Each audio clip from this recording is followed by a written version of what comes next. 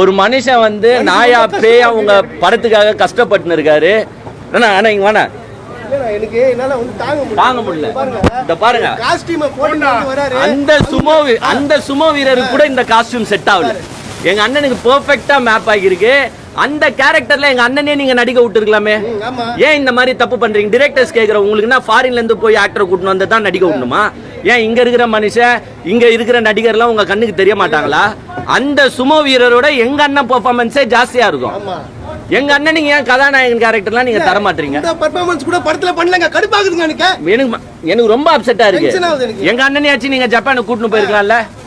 என்ன ஜப்பானை சுத்தி காட்டுறதுக்காக ஒரு படம் என்ன? கண்டிப்பா நெக்ஸ்ட் நான் டைரக்டர்ஸ்க்கும் ப்ரொடியூசர்ஸ்க்கும் சின்ன ரிக்வெஸ்ட் இல்ல பெரிய ரிக்வெஸ்டே வைக்கிறேன். எங்க அண்ணனுக்கான ஃபேன்ஸ் பலம் உங்களுக்கு தெரியல. உண்மையிலே சொல்றேன். நானே வந்து Ajith sir fan first. Next எங்க அண்ணன் கூல் சுரேஷ் ஃபேன்.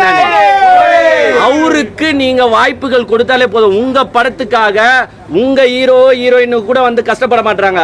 ஆனா எங்க அண்ணன் வந்து கஷ்டப்பட்டுட்டு இந்த மாதிரி Dress போட்டுக்கிட்டு சிவா சார் வந்து நிப்பாரா? சிவா சார் வந்தாரா ஃபர்ஸ்ட்? எங்க? ஆனா வந்து இந்த படத்துக்காக கஷ்டப்பட்டு இருக்கிற மனுஷன் எங்க அண்ணன். இனிமேட்டு சொல்றேன், தயவு செஞ்சு எங்க அண்ணனுக்கு வாய்ப்பு கொடுங்க. எல்லா டைரக்டர்ஸ்க்கும் ப்ரொடியூசர்ஸ் இந்த மூஞ்ச பார்க்கவே பல பேர் வருவான். தமிழ்நாட்டுல மட்டும் இல்ல, ஆனா பேன் இந்தியாவா பேன் வேர்ல்டு. அதனால இது ரிக்வெஸ்டா இல்ல வந்து எச்சரிக்கையா?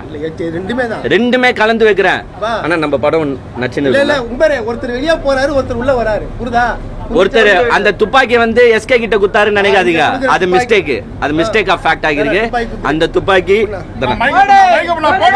எங்க அண்ணன் தான் வருகாலத்து தளபதி. எங்க அண்ணன் தான் விஜய்க்கு போட்டியாளரும் சரி, விஜய்க்கு எதிர்ப்பாளரும் சரி, எங்க அண்ணன் நின்று செய்வார். எங்க அண்ணன் வென்று தனிந்தது காடு, தந்தது மரகத்தை பாடு.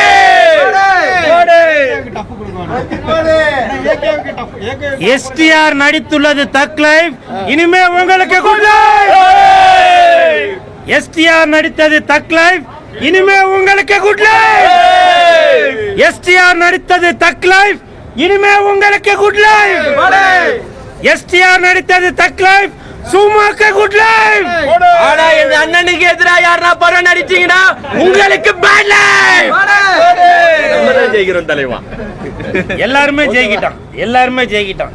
நீங்களும் ஜெயிக்கணும், இவங்களும் ஜெயிக்கணும், இவங்களும் ஜெயிக்கணும். சரிங்களா?